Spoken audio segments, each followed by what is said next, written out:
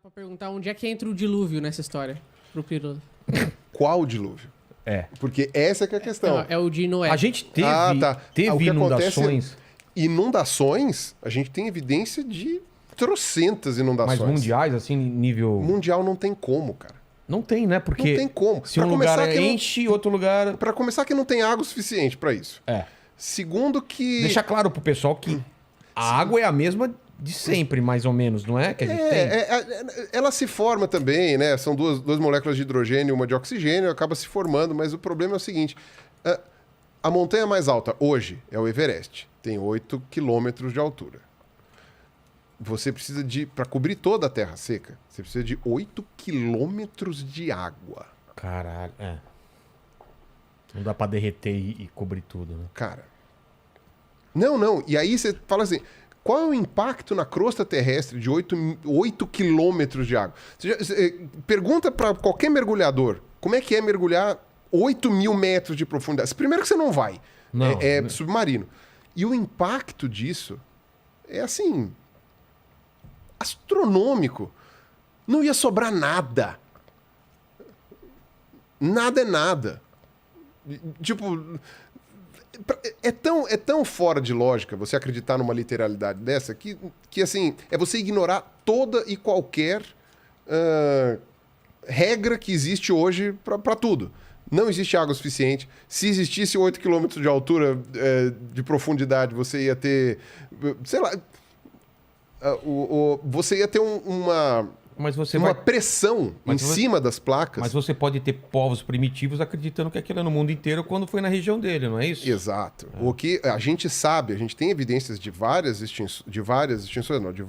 inundações em vários lugares, de maior ou menor porte.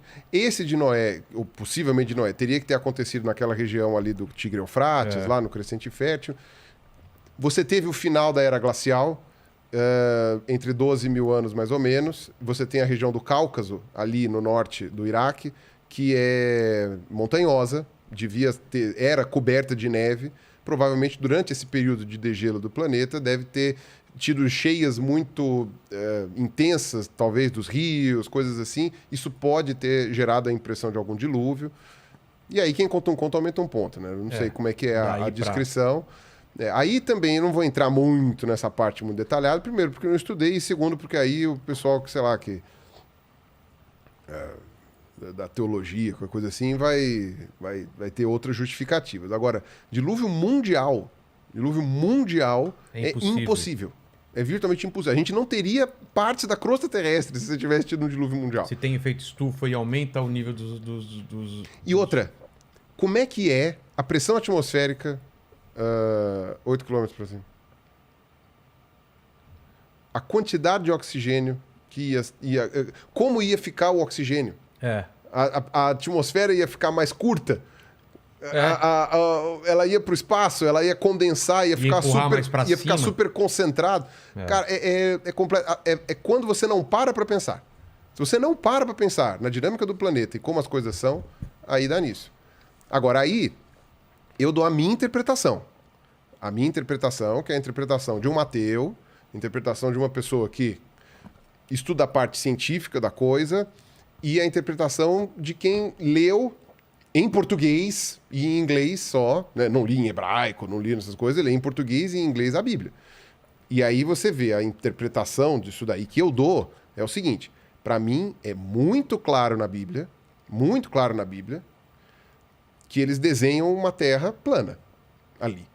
É muito claro para mim. Tudo bem, o pessoal da teologia tá se rasgando no meio aí, tá? Aquela coisa assim, desculpe água, eu sei, amanhã vai ter vídeo resposta, mas vai ter aquela coisa assim. Mas para mim, lendo o livro do Gênesis, os primeiros livros ali, para mim aquilo lá é muito evidente que eles estão falando de uma terra plana. Deus separa as águas. Ou seja, o céu era azul, chovia. A descrição que se dá... Inclusive tem uma imagem, né? Tem um desenho que ficou famoso, né? Que é um desenho que representa mais ou menos isso, que é inclusive a versão que é usada pelos terraplanistas. Os terraplanistas falam isso. Eles dizem que a Bíblia diz que a Terra é plana. É que, como, sei lá, 99% dos teólogos não são terraplanistas, eles dão outras interpretações, inclusive de tradução e tal. Por isso que eu tô falando, eu não li em hebraico. Tá. Né? Mas Você leu. Mas dentro do que eu li, diz que a Terra é plana, e as justificativas que o pessoal da teologia me deu para dizer que a Bíblia não diz que a Terra é plana, ou não me convenceram, ou eu não tenho bagagem suficiente para poder avaliar, para saber se procede ou não. Então, por isso que eu mantenho a minha parte de dúvida com relação a essa parte teológica da Bíblia. Por isso que eu estou falando, é a minha interpretação. Não estou falando que eu estou correto, não estou falando que eu não tenho conhecimento, não sei ler hebraico, nada disso. Então, essa é a minha interpretação. Para mim, em português ou em inglês, Separou. a Bíblia fala claramente que Deus separou a terra, as águas do mar, dos oceanos e do céu. Então, quer dizer, chovia por quê? Porque você tinha uma abóbada terrestre que cobria o chão, essa abóbada tinha água por cima. De vez em quando dava umas chovidas, porque a abóbada permitia, né? Sei lá, era vazado, alguma coisa assim. Enfim, aí quando você olhava no horizonte, você tinha a água de cima e a água de baixo. O dilúvio, ele narra, Deus abriu as comportas do céu. Abriu a comporta do céu, caiu toda a água que estava no firmamento, que era o quê? Firmamento. Por que chama firmamento? Porque ele firma. Tá segurando. Ele está segurando aquilo ali. Ele firma, cai toda a água lá de cima e... Entendeu? E aí, por isso que encheu tudo. E aí fez o dilúvio. Então, para mim, isso é a minha interpretação do que eu dou. Tem até um evangelho não, mentira, nossa senhora. Tem até um livro apócrifo do Velho Testamento, que é o livro de Enoque, que ele narra a subida dele até o céu. E ele abre uma comportinha no firmamento para passar para o outro lado. Né? Então, tem tudo isso daí. E aí depois Deus deixou vazar a água lá para esvaziar o dilúvio, uma coisa assim, entendeu? Então essa é a minha interpretação. Para mim fica nítido isso, que é uma interpretação de um mundo restrito, que era a realidade de quem estava lá. Se você deitar no chão e olhar para cima num ambiente aberto, parece que a Terra tem uma abóbada em cima mesmo, por causa da questão da luz, né?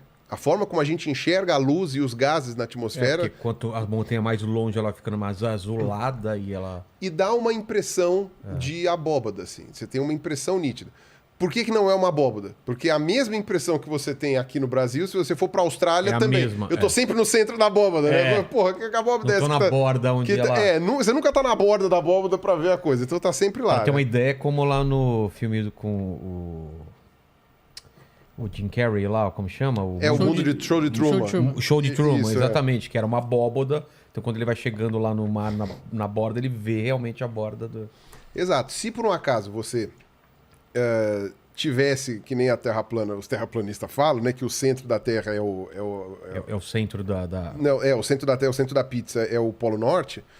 No Polo Norte você deveria ver o meio da abóbada. A parte mais alta. E depois você ia ter a sensação de que ia ser inclinado para um lado, né? E, enfim, isso não existe. Então, mas dá para entender por que uma interpretação inicial seja uma interpretação terraplanista. Entendi. Né?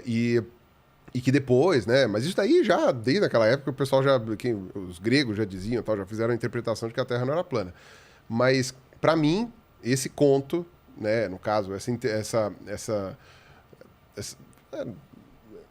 história de criação, né? Esse mito de criação, que todos os povos têm um, né? Do caso do judaísmo, me pareceu claro que é um mito de criação terraplanista. Não, e todos esses mitos têm, em algum ponto, alguma inundação, né? As histórias meio... Todos não, mas a maioria, muitos né? têm. Muitos têm. Não dá para dizer maioria porque são milhares. São milhares, né? Mas não é uma ou duas ou três. Cada tribo numa ilha do Pacífico tem uma. Cada lugar tem um. Então, são muitos, né? Por exemplo, o ser humano surgiu na África. E a África é um ambiente, é um continente que a gente tem menos evidência de inundações recentes, de dilúvios recentes, de áreas alagadas recentes. Tem menos evidência disso. Quais são os mitos de criação dos africanos, das centenas de etnias africanas? Cada um deve ter um mito diferente. E Tem dilúvio na deles? Então. Porque essa que é a questão. Você tem um dilúvio perto de uma área montanhosa, que tem geleiras, que tem coisa assim, não é tão difícil. Numa região tropical que você tem muita chuva e você tem um desnível muito grande, não é difícil você ter um dilúvio, sei lá, uma enchente muito grande, uma coisa assim, não é tão complicado. Tem áreas que alagam naturalmente de tempos em tempos. Na região do Nilo, sim, né? Que é a África lá pra cima. Exato. Lá pro Então, norte. você pode ter várias interpretações aí de como que é. Os aborígenes da Austrália, eles têm ideias de dilúvio? Exatamente, Esses povos antigos, a gente está falando dos povos da Ilha Sentinela lá, eles estão há tanto tempo em alguns lugares que eles viram o mar subir, separar a ilha. Então, tipo, por exemplo, a Papua Nova Guiné e a Austrália eram uma coisa só. O oceano que separa essas duas ilhas, ele é baixo, tecnicamente, perto dos outros. Então, durante a era glacial, aquela região formava uma ponte emersa de terra maior. seca que você podia atravessar. Depois subiu e sumiu. A Inglaterra era grudada na França. O Canal da Mancha era seco, era emerso. Depois que derreteu os gelos, né, a capa de gelo do continente lá do norte, subiu e aí separou. Hoje a Inglaterra é uma ilha. Mas os povos que estão há tanto tempo nesse lugar podem ter gerado ali uma ideia de dilúvio quando você tem ali. Já sugeriram, essa ideia não foi para frente, mas já sugeriram que quando abriu o Mar Negro, quando formou-se o Mar Negro, isso teria originado a ideia do dilúvio. Ah, tá. Porque o que acontece? Tem o Estreito de Bósforo, ali onde fica Istambul, que é muito pequenininho.